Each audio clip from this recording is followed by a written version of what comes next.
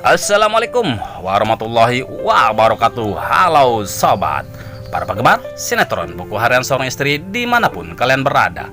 Kembali lagi di Mutiara Official Oglek Channel tentunya di episode 9 November 2021. Jangan lupa like, share, dan subscribe-nya terlebih dahulu dan nyalakan loncengnya agar kalian tidak tertinggal informasi-informasi selanjutnya dari channel ini, yang pastinya yang menarik untuk kita saksikan, yang membuat kita penasaran dengan apa yang terjadi.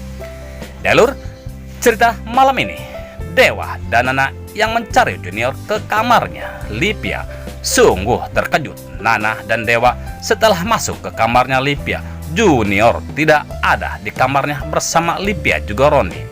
Nana dan Dewa pun mencari keberadaan Junior dan Lipia juga si Kadal Buntung Roni. Sedangkan si Kadal Buntung Roni dan Lipia membawa Junior ke rumah sakit bertujuan untuk menghilangkan tanda hitam yang berada di bahu Junior. Dan Roni pun mengatakan ke dokter tanda hitam itu membuat sial pada diri Junior dan orang di sekitarnya. Dokter pun mengatakan kalau untuk menghilangkan tanda dan tidak berbekas kami bisa, tapi kalau untuk sialan kami tidak yakin, kami tidak tahu, ucap dokter. Sedangkan di adegan lain terlihat Priska yang menuju Buanakop dan sedang memikirkan untuk mengeluarkan Alia dan Kevin. Tiba-tiba saja Priska melihat seseorang yang mencari kerja dan diusirnya oleh security terlintas. Priska pun untuk menggunakan jasa orang tersebut untuk berpura-pura menjadi bapak dari anak yang diadopsi Alia.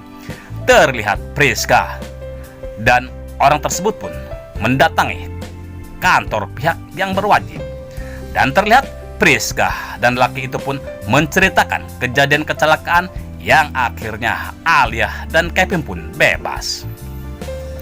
Terlihat Alia dan Kevin yang begitu senang keluar dari tahanan dan berjalan-jalan di taman menikmati udara yang segar setelah Alvin dan Priska tidak merasakannya saat di dalam tahanan.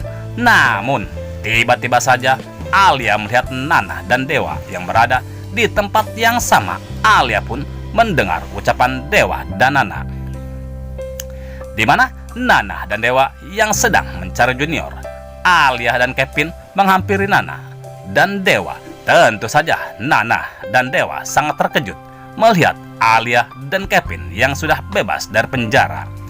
Dan Alia pun mengatakan kalian tidak becus merawat Alvin dan tidak pantas menjadi orang tuanya Alvin.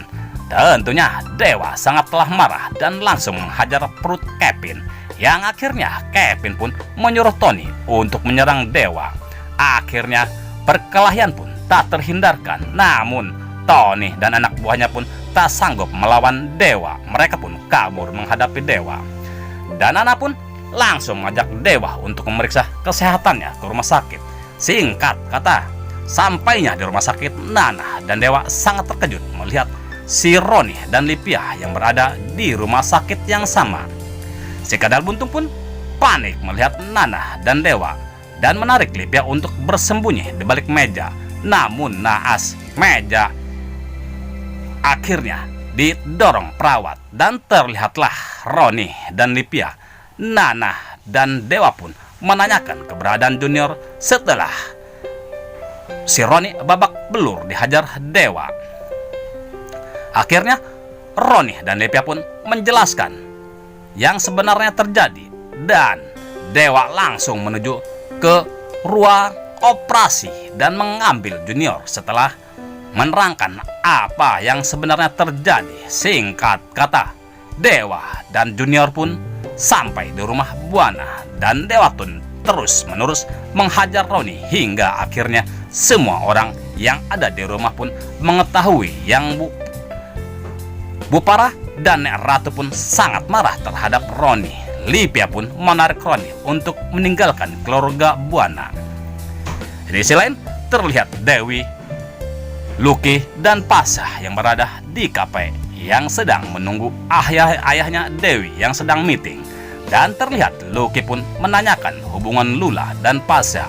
Dewi pun menanyakan apakah kamu akan menyerah Pasha. Pasha pun mengatakan tidak ada kamusnya. seorang Pasya harus menyerah, ucap Pasya. Di saat mereka sedang asik, mereka pun tak menyadari kalau keberadaan mereka ada yang mengintainya, yaitu terlihat si muka dua Priska yang mendengar ucapan Pasya. Priska pun merencanakan untuk mengambil cincin yang berada di Pasya yang akhirnya dijadikan melamar Lula. Dan di saat Pasya dan Lucky pergi untuk mencuci tangan, Priska pun seolah mendapatkan kesempatan untuk mengambil cincin tersebut. Nah, Priska pun tak menyia-nyiakan kesempatan itu dan langsung mengambilnya tanpa ada yang mengetahui kalau Priska sudah mengambil cincin Pasya untuk Lula.